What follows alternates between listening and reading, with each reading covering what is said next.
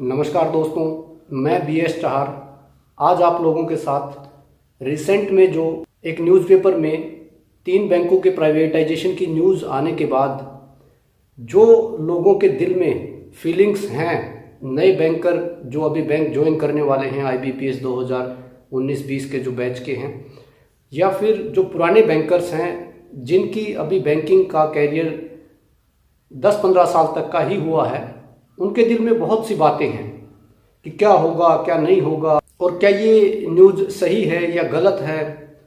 तो साथियों, मैं इस चीज़ को लेके एक एनालिटिकली भी डिस्कस करूंगा और जो अब तक जो हुआ है उसके बेस पे भी हम एक कंक्लूजन डिराइव करने की कोशिश करेंगे, जिससे आप लोगों की जो मन में जो किसी भी तरीके की क्वेरीज हैं, शायद उसका समाधान आप लोगों को मिले इस वीडियो के तहत। तो चलिए बात करते हैं। सबसे पहले जो 6 बैंक अभी बैंक मर्जर के बाद रह गए थे, उन बैंकों का अगर हम दिसंबर 2019 का यानी कि फाइनेंशियल ईयर 2019-20 के Q3 का अगर हम बैंक का रिजल्ट देखें तो हम पाएंगे कि उन 6 बैंकों में से 2 बैंक ऐसे हैं जिन्होंने Q3 में नेट प्रॉफिट और जो ग्रॉस प्रॉफिट है वो दोनों ही पॉजिटिव थे, जिसके उसमें कोई लॉस 2 बैंकों को नहीं था। वो बैंक थे सेंट्रल बैंक ऑफ इंडिया और बैंक ऑफ इंडिया। ये 2 बैंक ऐसे हैं जिन्होंने Q3 में नेट और ग्रॉस दोनों ही में प्रॉफिट रजिस्टर किया है। ऐसे ही एक बैंक ऐसा है बैंक ऑफ महाराष्ट्र, जिसने Q3 में 131 करोड़ के आसपास नेट प्रॉफिट रजिस्टर किया है, लेकिन प्रॉफिट बिफोर टैक्सेस में बैंक ने लॉस रजिस्टर किया है।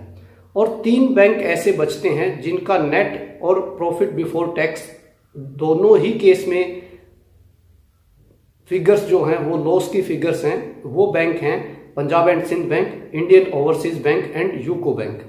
अब अगर हम बात करें कि इन बैंकों ने लॉस कितना रजिस्टर किया है, तो इंडियन ओवरसीज बैंक ने 6075 करोड़ रुपए का लॉस रजिस्टर किया है, जबकि यूको बैंक ने लगभग 960 करोड़ रुपए का लॉस रजिस्टर किया है। और ऐसे ही पंजाब एंड सिंध बैंक ने 255 करोड़ का नेट लॉस रजिस्टर किया है। ये 3 बैंक ऐसे हैं जिनका लॉस का फिगर है, लेकिन आपको देखकर हैरानी होगी कि न्यूज़ में जिन 3 बैंकों की प्राइवेटाइजेशन का नाम आया है उसमें दूसरे नंबर पे जिस बैंक ने सबसे ज़्यादा लॉस रजिस्टर किया है यानी यूको बैंक ने, उसका कहीं नाम नहीं है। उसकी जगह बैंक ऑफ महाराष्ट्र का नाम है, जिसने Q3 में लॉस के बजाय नेट प्रॉफिट में लगभग 130 करोड़ के आसपास का प्रॉफिट रजिस्टर किया है। तो एक तो लॉजिकली अगर हम देखें तो ये 3 बैंक जो इंक्लूड किए हैं, ये लॉजिकली ही ये तीनों बैंक जस्टिफाई नहीं हो रहे हैं, जो अपने आप में इस चीज़ को शो करता है ये कहीं ना कहीं सिर्फ मार्केट में रूमर्स फैलाने की कोशिश है। इसका सच्चाई से कहीं कोई सरोकार लगता नहीं है। इसके बाद हम बात करते हैं कि अगर जैसे कि आप सभी लोगों ने पिछले 6 साल में या यूं कहिए लगभग 6 साल में मोदी सरकार की अगर आप लोगों ने वर्क स्टाइल को ऑब्जर्व किया होगा, तो आप पाएंगे कि भारतीय मीडिया किसी भी बड़े कदम का ना सही अंदाजा लगा सकता था, ना कभी वो लगा पाया। क्योंकि आप देखेंगे कि नोटबंदी के एक दिन पहले तक किसी को नहीं पता था कि मोदी जी आज रात को नोटबंदी करने वाले हैं। तो मीडिया का इंटेलिजेंस तब कहाँ गया था साथियों? ये वही मीडिया है जब 2500 के नोट आए नहीं थे मार्केट में, तब लोगों को बता रहा था सुबह से शाम तक कि चिप लगी होगी, आपने कितना कहाँ दबा के रखा है, सरकार को पता चल जाएगा सैटेलाइट से। जबकि इनको ये नहीं पता था कि कौन से डिनोमिनेशन प्रिंट होंगे। ना 2000 का आया तब पता चला, ना 500 का आया तब पता चला, ना जब 100 के नए नोट आए तब पता चला। इन लोगों को आने के बाद पता चला, यानी गवर्नमेंट का कोई भी बड़े मूव का इनको अंदाजा नहीं होता है। तीसरा, अगर हम देखें कि बैंक के मर्जर से पहले जैसे कि गवर्नमेंट ने इंडिकेशन दिया था कि हम छोटे बैंकों को क्लब करके बड़े बैंक बनाने जा रहे हैं, उसमें SBI को सबसे पहले क्लब किया था, SBI एसोसिएट्स को। उसके बाद ये अंदाजा तो लगा रहे थे, 1 महीने पहले किसी बैंक को किसी में मर्ज करके दिखाते थे, फिर कभी किसी में। आज जो 6 बैंक बचे हुए हैं मर्ज करने, साथियों आपको ये जानकर हैरानी होगी, जो नए साथी हैं वो तैयारी कर रहे थे इसीलिए उनको आइडिया नहीं है, लेकिन हम लोग बैंक में हैं, हमें पता है, हम वो न्यूज़ बड़े ध्यान से सुनते थे। हमें पता है कि वो हर रोज हमें कभी तो एसबीआई में मर्ज कर रहे थे, कभी पीएनबी में मर्ज कर रहे थे, कभी बैंक ऑफ बड़ौदा में मर्ज कर रहे थे, लेकिन लास्ट में जो बैंक रह गए वो रह गए, और जो मर्ज हुए उसका भी जो मीडिया की मर्जर की पहली न्यूज जो चलती थी मर्जर से पहले कि इसका उसमें होगा, उसका उसमें होगा, उससे कहीं कोई सरोकार नहीं था, उससे कहीं उनकी न्यूज मैच नहीं करती हुई मिली जब मर्जर हुआ। तो साथियों, हमारे देश के मीडिया की ऑथेंटिसिटी, रिलायबिलिटी और प्रेडिक्टेबिलिटी ऐसी है कि इसको ना तो ये पता चलता कि धारा 370 कब हटी या कब उसके लिए किस दिन से वो हटने वाली है, उसका पहले कोई अंदाजा नहीं होता इन लोगों को। ना उनको ये पता था कि कोरोना को लेकर सरकार कब कौन से कदम उठा रही है, सब अपने अपने तुक्के मार रहे हैं। एक्चुअल में जब पहला एक दिन का संडे को जनता कर्फ्यू लगाया, उसके बाद सरकार क्या कदम उठाने वाली है, सिर्फ तुक्के के अलावा इनके पास कुछ नहीं था साथियों। ये इनका एक किस्म से जरिया है, पूरे दिन तुक्के और प्रेडिक्टेबिलिटी, वो भी झूठी सच्ची और वो भी इरेस्पॉन्सिबिलिटी के साथ इन लोगों की चलती रहती है। और ये इनके लिए काम धंधा है, लेकिन ये इस तरीके से नहीं सोचते कि इनकी कुछ न्यूज का इतना बड़ा इफेक्ट पड़ता है बैंकिंग सेक्टर पे कि वो बैंक जो ये छोटे छोटे बैंक बचे हुए थे उनका बेस कहीं ना कहीं एक स्टेट से शुरू होके या पर्टिकुलर एरिया से शुरू होके वो स्प्रेड करते हैं। तो उस पर्टिकुलर एरिया में तो इस न्यूज़ के बाद हो सकता है कि फिर भी लोग रिलायबल रहेंगे, वहाँ डिपॉजिट पे इतना इफेक्ट नहीं पड़ेगा। लेकिन जो बाहर हैं उन बैंकों की ब्रांचेज, वहाँ तो वो कस्टमर सोचेंगे कि अभी यस बैंक प्राइवेट था, उसके कस्टमर्स के साथ क्या हुआ है, तो कहीं ऐसा ही हमारे साथ ना हो जाए। इसीलिए इन बैंकों के जो आउटसाइड ब्रांचेज हैं, जहां से शुरू हुए थे, जहां इनका स्ट्रॉन्ग बेस है, उसको छोड़ के थ्रू आउट इंडिया जो ब्रांचेज हैं उसमें इनके बिजनेस पे इफेक्ट पड़ने वाला है। ऐसी न्यूज चलाने से पहले मीडिया को एक रिस्पॉन्सिबल मीडिया के तौर पे काम करना चाहिए।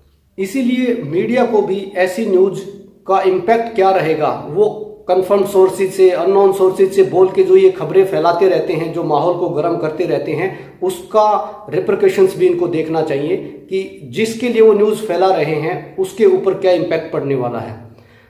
साथियों, हमारे देश का मीडिया ऐसा है कि अगर आप इसके न्यूज़ चैनल को देखेंगे, जब भी देश का लोकसभा का, मैंने तो 2014 में देखा, 2019 में देखा कि जिस दिन काउंटिंग वोट्स की शुरू होती है उसके अगले 2 दिन तक सभी मीडिया चैनल पे जो सीट्स बताई जाती हैं किस पार्टी की कितनी, किस पार्टी की कितनी, वो अगले 2-3 दिन तक तो खुद में टैली नहीं होती, कोई कितनी बताएगा, कोई कितनी बताएगा। और अगले 1 हफ्ते तक उनकी जो सीट्स की जो काउंटिंग बताई है वो इलेक्शन कमीशन ऑफ इंडिया से टैली नहीं होती। ऐसे मीडिया की हम न्यूज़ को लेके घबराए नहीं, चिंता ना करें। ये चीज़ इतनी जल्दी ऐसी नहीं है कि सरकार एकदम से इससे पीछा छुड़ा लेगी। सरकार की बहुत ज़्यादा रिलायबिलिटी इसके ऊपर है, बहुत ज़्यादा डिपेंड है सरकार इसके ऊपर। सरकार की मोस्टली स्कीम्स जिनमें सिर्फ और सिर्फ पब्लिक सेक्टर ही बढ़ चढ़ के पार्टिसिपेट करते हैं, चाहे वो जन धन योजना के अकाउंट खोलने हों, चाहे वो मुद्रा के लोन देने हों, या चाहे वो और कोई ऐसी गवर्नमेंट स्कीम हो जो लोगों के बेनिफिट के लिए हो, वो उसके लिए पब्लिक सेक्टर बैंक्स ही आगे बढ़ चढ़ के सरकार के आदेश का पालन करते हैं। They are the backbone of this economy as well as government of India. So मुझे लगता है कि इसमें कोई अभी फिलहाल पैनिक होने की आवश्यकता नहीं है।